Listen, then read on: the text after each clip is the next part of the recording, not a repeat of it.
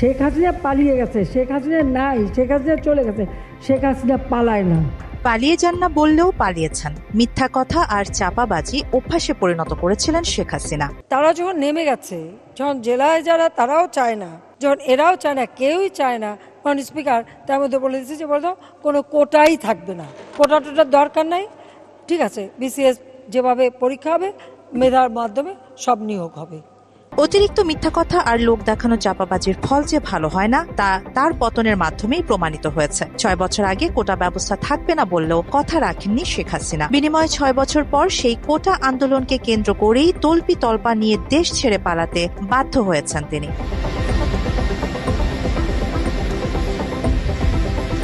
পালানোর আগে শত শত মিথ্যা কথা বলে বরাবরই দেশের মানুষকে জিম্মি করেছেন শেখ হাসিনা। এমনকি মিথ্যা কথা বলতে যেয়ে মন গড়া ভাবে ইসলাম ধর্মকেও ব্যবহার করেছেন তিনি। তাহাজ্জুদে নামাজ পড়তেন নিয়মিত, এমন প্রসঙ্গ টেনে সংসদে দাঁড়িয়ে হাসিনা বলেন সকালে ঘুম থেকে উঠেই জায়নামাজ খোঁজেন তিনি, অথচ তাহাজ্জুদের নামাজ আদায় করতে হয় মধ্যরাতে। সকালে সূর্য ওঠার পর কিসের নামাজ পড়তেন? মিথ্যা কথা বলতে যেয়ে সেটি পরিষ্কার করতে পারেননি হাসিনা। জিজ্ঞেস করছেন যে সকালে উঠে আমি কি খুঁজি?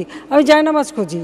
সকালে উঠে আগে নামাজ পড়ি, নামাজ পড়ার পরে কোরআন তিলাওয়াত করি, তারপরে 1 কাপ চা নিজে বানাই। লোক দেখানো ভণ্ডামি করতে হাসিনা ধর্মকে ব্যবহার করেছেন শপথ পাঠ করার সময়ও। 1996 সালে প্রধানমন্ত্রী হিসেবে শপথ নেওয়ার সময় হাতে তসবিহ রাখতেন তিনি। নারী হিসেবে পর্দা মেনে চলেন এমন বোঝাতে মাথায়ও কালো কাপড় পরেন শেখ হাসিনা।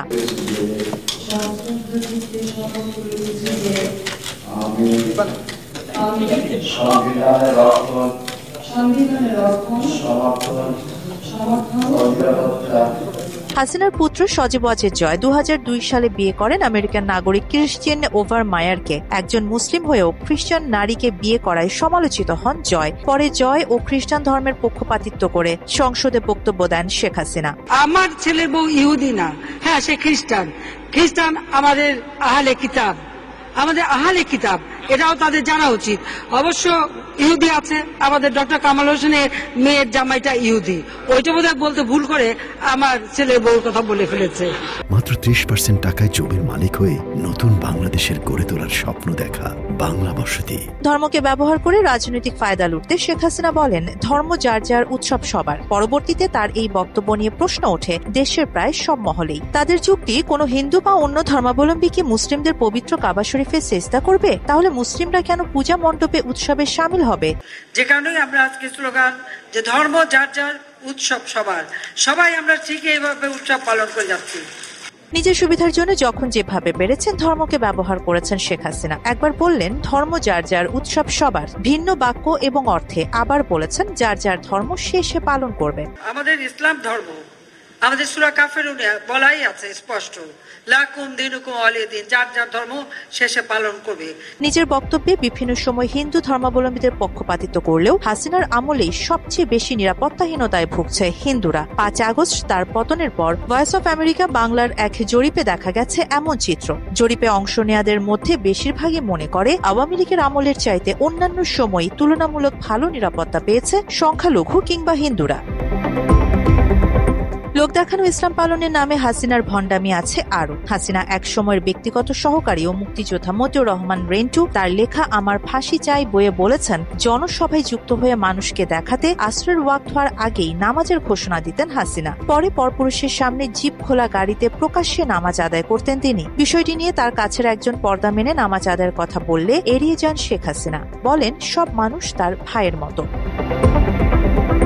বিভিন্ন সময়ে হাদিস নিয়ে ধার্মিক সাজলেও মুসলিমদের বিশ্বাস করতেন না শেখ হাসিনা। আমার ফাঁসি চাই বইয়ে এ প্রসঙ্গে মতিউর রহমান আরো লেখেন মুসলিমদের বেঈমান ও অকৃতজ্ঞ হিসেবে দেখেন হাসিনা। শুধুমাত্র নির্বাচনী কৌশলের কারণেই হাদিস দিয়ে বেড়াতেন তিনি। একইভাবে সংখ্যালঘু সম্প্রদায়ের পক্ষেও কথা বলতেন রাজনৈতিক ফায়দা লুটতে।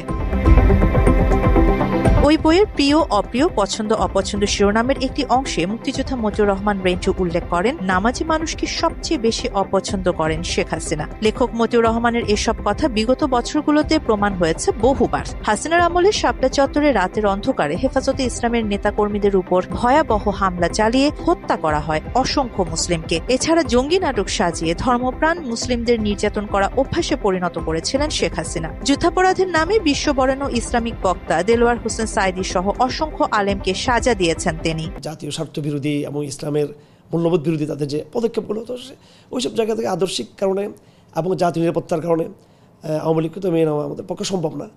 তো সেই জন্য তারা আমাকে তো আর বলতে পারবে না যে আওয়ামী লীগের বিরোধিতার কারণে তাকে গ্রেপ্তার করা হলো, ভারত বিরোধিতার কারণে তাকে গ্রেপ্তার করা হলো।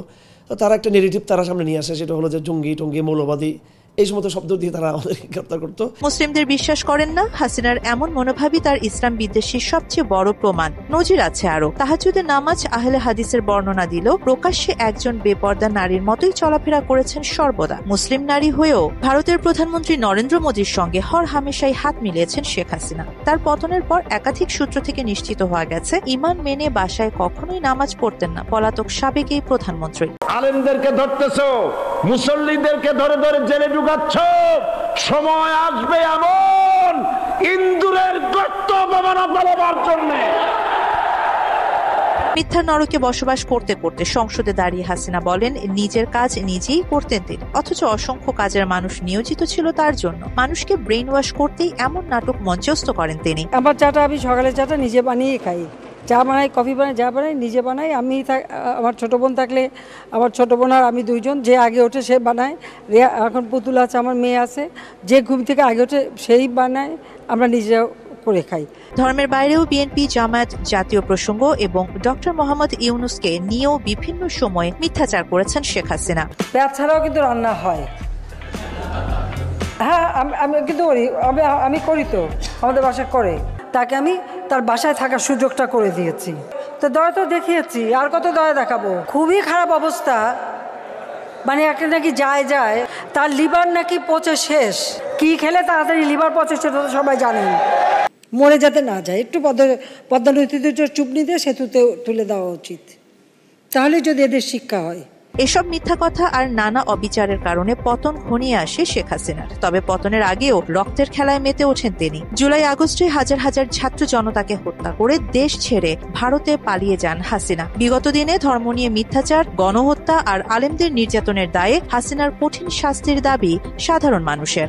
বাংলাদেশের বিচার হওয়া উচিত, আর এরকম বিচার হওয়া উচিত দেখিয়া আরো 10টা লোক যেন না বলে যেন না বিচার হয়েছে। সে আমাদের ইয়াং ছাত্রদেরকে মেরেছে এবং কি মেধা, মানুষের যে ইয়াং ছাত্রদের যে বর্তমানে যে ক্রিয়েটিভিটি সেটা সে মারার চেষ্টা করছে এবং কি সে ইন্ডিয়াদের দালালি করার চেষ্টা করে এবং কি এই দালালির চক্করে পড়ে সে বাংলাদেশের মানুষের মেধা শূন্য করার জন্য চেষ্টা করতেছে। সুতরাং তাকে দেশে ফিরিয়ে এনে তাকে ন্যায্য যে বিচারটা সেটা করা উচিত আমার দিকে এটা মনে হয়। যেভাবে নির্মম ভাবে তাদেরকে হত্যা করা হয়েছে, আলেম ওলামা এবং আপনি এতিমদেরকে রাতের অন্ধকারে লাইট বন্ধ করে অবশ্যই তাদের বিচার হওয়া উচিত। আরিবা জাহান, বাংলা এডিশন। কি অপরাধটা কি করেছি?